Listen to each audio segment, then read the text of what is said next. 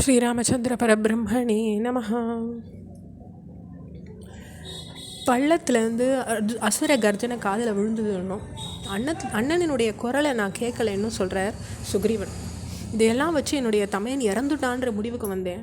அதனால் ஒரு பாறையை தள்ளி பள்ளத்தின் வாயில் மூடிட்டு அங்கே வாளிக்கு இறுதி சடங்குகளை செஞ்சுட்டு நான் கிஷ்கிந்தைக்கு திரும்பினேன். மந்திரிகள் அவளுடைய விடாமுயற்சியின் மூலமாக என்ன நடந்துருந்ததுன்னு அறிஞ்சிட்டாங்க. நானாக அவகிட்ட வலுவில் எதுவும் சொல்லலை. அவளாவே அறிஞ்சின்ற பிறகு அவள் ஆலோசனை செஞ்சு முடிசூட்டினாங்க. நான் ஆட்சி புரிஞ்சுட்டு வரும்போது மாயாவியை கொண்ட வாலி திரும்பி வந்தார். நான் சிம்மாசனத்தில் அமர்ந்திருக்கிறத பார்த்து அவருக்கு கோபம் உண்டாச்சு. அமைச்சர்கள் எல்லாரையும் சிறையில் வச்சார். அவர் உயிரோடு வந்ததை நான் சந்தோஷமாக நான் அவரை பார்த்து மகிழ்ந்துட்டு அவரோட பணிவோடு வரவேற்றேன். ஆனால் அவருடைய 2 கால்களையும் என்னுடைய தலையின் உள்ள கிரீடத்தில் பணிஞ்சு அவரை கௌரவிச்சேன். உங்களால் பகைவன் கொல்லப்பட்டிருக்கான், நீங்கள் தான் இனிமேல் எனக்கு தலைவன். 1 வருட காலம் பள்ளத்தின் வாயிலில் காத்திருந்தேன். நான் அங்கே கொப்பளித்த ரத்தத்தை பார்த்து நீங்கள் இறந்துட்டதா நான் முடிவு பண்ணினேன். பள்ளத்தை மூடிட்டேன். பிறகு கிஷ்கிந்தைக்கு வந்து சேர்ந்தேன்.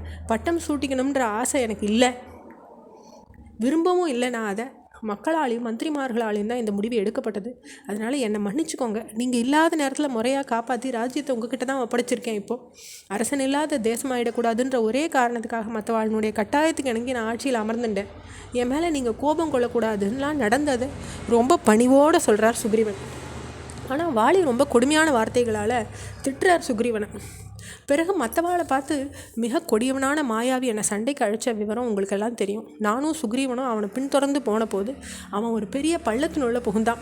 அவனை கொல்லாமல் திரும்ப எனக்கு மனசு இல்லாதனால நான் திரும்பி வரும் வர அங்கேயே இருக்குமாறு சுக்ரீவனை நான் பணித்தேன். நான் அந்த பள்ளத்தில் இறங்கினேன். அவனை தேடி அலைஞ்சு கொண்டு தீக்க 1 வருடம் ஆயிருக்கு. என்னால் கொல்லப்பட்டு அவன் கக்கின ரத்தம் அந்த பள்ளத்தில் நிரம்பித்து. நான் பள்ளத்துலேருந்து வெளியே வர முயற்சித்த போது அது ஒரு பாறையினால் மூடப்பட்டிருக்கிறத நான் பார்த்தேன். பல முறை சுக்ரீவனை அந்த பாறைக்குள்ளேருந்து நான் கூவி அழைச்சேன். ஆனால் பதிலேதும் இல்லை. ரொம்ப சிரமப்பட்டு காலினால் உதச்சி பாறையை நொறுக்கி பள்ளத்தின் வெளியே வந்திருக்கேன். இப்போ நான் சகோதரன்ற அன்பை கூட காட்டாமல் ராஜ்யத்தை அடைய திட்டமிட்டிருக்கான் இந்த சுக்ரீவன். எனக்கு இப்போ வஞ்சகம் புரிஞ்சிருக்கான்னு வாலி சொல்கிறார். இதெல்லாம் கேட்டுட்டு சுக்ரீவன் மேலும் சொல்கிறார். மேலே அணிய 2வது துணி கூட இல்லாமல் என்னை அவன் நாட்டை விட்டு துரத்திருக்கான். என் மனைவி பறிக்கப்பட்டிருக்கா. வாலிக்கிட்ட உள்ள பயத்தின் காரணமாக தான் இந்த பூமி முழுசையும் நான் சுற்றி வந்திருக்கேன்ற ஒரு குறிப்பிட்ட காரணத்துக்காக இந்த ரிஷிமுக மலை பிரதேசத்தில் வாலினால் நுழைய முடியாத இடமா இருக்குது இது. அதனால நான் இந்த இடத்த தேர்ந்தெடுத்து தொடர்ந்து இங்கேயே இருக்கேன். நிரபராதியான எனக்கு நீங்கள் தான் உதவணும். வாலிக்கிட்டேன்னு என்னை காப்பாற்றி அவனை அழிக்கணும்னுட்டு சுக்ரீவன் தன்னுடைய கதையை முழுசாக சொல்கிறார். இப்படிலாம் ராமர்கிட்ட அவர் சொன்னோன்னே ராமர் சொல்கிறார், உன் மனைவியை அபகரித்த வாலியை எதுவரை நான் பார்க்காம இருக்கேனோ அதுவரை தான் அவன் உயிரோடு இருப்பான். என்னுடைய துன்பம் போல தான் உனக்கும் இப்போ நேர்ந்திருக்கு. அதிலிருந்து நான் உன்னை கண்டிப்பாக விடுவிக்கிறேன்ற ராமர்.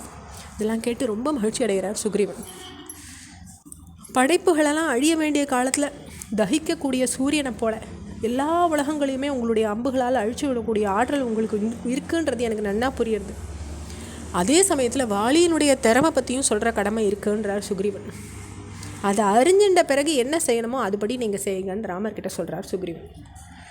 வாலியினுடைய பலத்தை சொல்ல ஆரம்பிக்கிறார். கிழக்குலேருந்து மேற்கும் வடக்குலேருந்து தெற்கும் பல கடல்களை தாண்டி போகும்போது வாலிக்கு கலப்பு ஒரு சிறிது கூட ஏற்பட்டதே கிடையாது. ரொம்ப பெரிய மலைகளை ஏறி போகிறச்சே கூட அவன் சோர்வடைகிறதே கிடையாது. எருமையின் உருவம் கொண்ட துந்துபி அப்படின்ற பெயருடைய ஒரு அரக்கன் இருந்தான். தான் பெற்ற வரத்தின் காரணமாக ரொம்ப மமத்தையோடு அவன் இருந்தான். சமுத்திரராஜனை அவன் சண்டைக்கு இழுத்தான். துந்துபியோட சண்டை போடக்கூடியவன் மலைகளின் அரசனான ஹிமவான் மட்டுமே அப்படின்னு சொல்லிட்டு சமுத்திரராஜன் சொல்லிடுறார். அப்போ துந்துபி விரைஞ்சு போய் ஹிமவானை தொல்லைப்படுத்துறார். அப்போ ஹிமவானும் துந்துபியும் சண்டையிடுற வல்லமை தனக்கு கிடையாதுன்னு சொல்லிடுறார் ஹிமவானும். இந்திரனின் மகனான வாலியோட நீ போரிடுறது தான் உனக்கு பெருமை சேர்க்கும்னு துந்துபிக்கு சொல்கிறார். ரொம்ப கோபத்தோடு கிஷ்கிந்தியை நெருங்குறார் துந்துபி.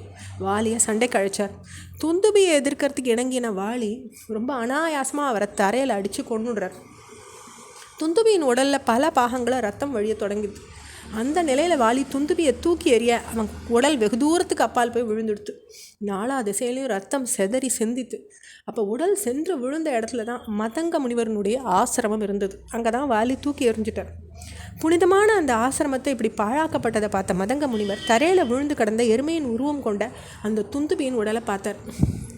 தன்னுடைய தவ வலிமையின் மூலமாக அந்த உடலை தூக்கி எறிஞ்சது ஒரு வானரந்தான்னு புரிஞ்சின்றார் மதங்க முனிவர். இந்த தொடர்ச்சியை அடுத்த பகுதியில் பார்க்கலாம். ஸ்ரீராமச்சந்திர பரபிரம்மணே நமஹ.